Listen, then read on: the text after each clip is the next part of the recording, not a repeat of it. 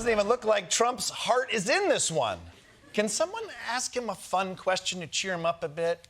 And please make sure it's not about a subject that he's desperately trying to avoid.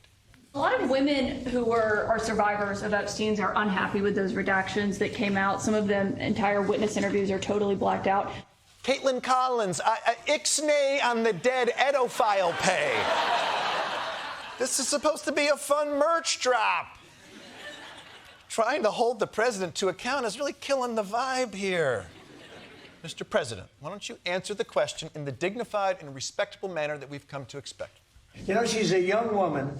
I don't think I've ever seen you smile. I've known you for 10 years. I don't think I've ever seen a smile on your face. I'm asking you about survivors. You know why? You know why you're not smiling? Because you know you're not telling the truth. Damn. That is messed up. Can I talk to the president alone for just a second? Hey, DJ, a few thoughts, all right? I don't know if there's ever a time to tell a reporter to smile, but I'm almost positive it's not when she's asking you about sex trafficking victims. I mean, even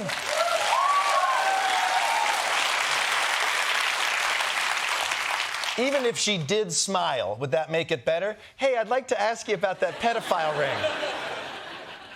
But to be fair to the president, he's really tired of being asked all these questions that he refuses to answer. I think it's really time for the country to get on to something else. Yeah, of course you want to move on to something else. I would too if I was in the Epstein files thousands of times. I feel the same way when the IRS tries to audit me. Hey, guys, I appreciate your interest, but me and my business jacuzzi are ready to move on. If we're talking about fallout from associating with Jeffrey Epstein, I think there might be someone else who should be facing some consequences. Like not a royal? More like a politician? In Slovakia, a top advisor to the prime minister has resigned after emails showed he met with Epstein in 2018. No, not some minister in Slovakia. It's not even a real place. When I said certain politicians should be held accountable, I meant, like someone running a country. There's a world leader facing a political crisis over the Epstein files. That's British Prime Minister Keir Starmer. No, not Great Britain. That's not even a real place. Look, I'm going to be very clear about this. The President of the United States. Someone needs to demand answers from the U.S. President. Former President Bill Clinton agreed to testify in the House Oversight Committee's Epstein probe. No. Not a former you know what? It, okay? I guess everybody in the damn files is going to face consequences except for Donald Trump. And on top of that, he must be so happy that his nemesis, Bill Clinton, is getting in trouble for this. It bothers me that somebody's going after Bill Clinton. See, I like Bill Clinton. I still like Bill. What do you like about him? I liked his behavior toward me. I thought he got me, he understood me. What?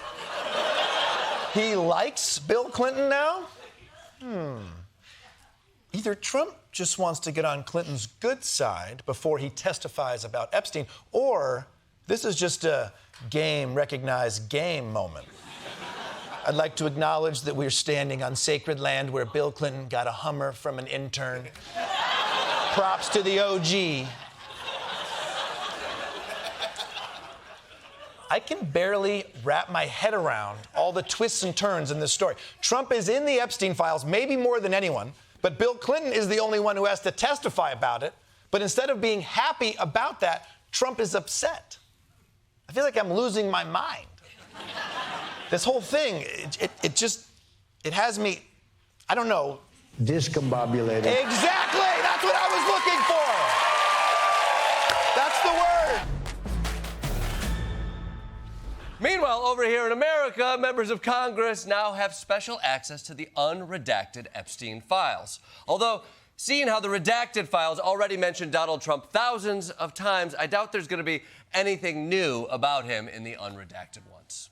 Axios reports that after Congressman Jamie Raskin reviewed the unredacted Epstein files, he said Donald Trump's name appears, quote, more than 1 million times. Holy shit! 1 million times? There's not even that many references to Hamlet in the play Hamlet. Now, maybe Raskin is just being hyperbolic, but if this is true, wouldn't it just be easier to call this the Trump Files featuring Jeffrey Epstein? It's easier. Rolls off the tongue. I mean, just think about the effort it took Trump's Justice Department to redact his name that many times. It's like trying to remove the P from the water park. At this point, you just need to accept that it's in there and try not to think about it. But Donald Trump isn't the only member of the administration in the hot seat. So is Howard Lutnick, Commerce Secretary and dad of a family staying at the White Lotus. Now, a while back, he went on a podcast and he explained how he lived next door to Jeffrey Epstein, went to his house once in 2005, got the ick, and never saw him again. My wife and I decided that I will never be in the room with that disgusting person ever again. A one and absolutely done. One and absolutely done. I commend you, Howard, for your moral clarity. I mean, just to be crystal clear, there was no part of you that was even just a little bit curious about Jeffrey Epstein?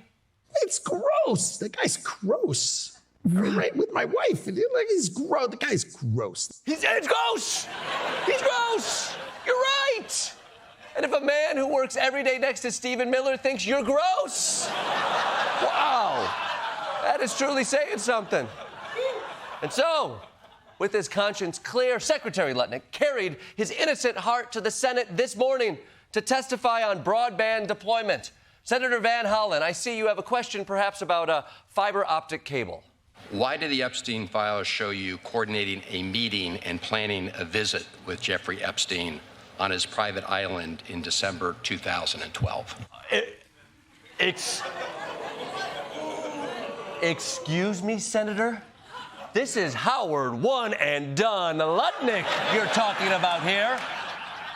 There's no way that 7 years after saying he would never see Epstein again that he visited him on his private island. Okay, Howie, set this guy straight. I did have lunch with him as I was on a boat going across on a family vacation. Oh, Howie! You're breaking my heart. What was with all the one and the done and the gross and the gross? Was eating with a sex criminal your only option for lunch, Howard? You couldn't have tried making a PB&J just once? And the fact that you went there on a boat makes it so much worse. I mean, if you ran into him at a Potbelly's and he said, sit down, I would understand. But you actively navigated a ship towards the man. You're on there shouting, Captain, raise the sails and set a course for Pedophile Island. Howard, look, man, I don't think I could be more disappointed in you. My wife was with me, as were my 4 children and nannies. Howard! I went to Epstein Island, but don't worry, I brought my kids. Isn't the excuse you think it is. Good God. Man. I hate to ask it. I hate it. Howard, I mean, come on. What happened on that island? We had lunch on the island. That is true, for an hour, and we left with all of my children.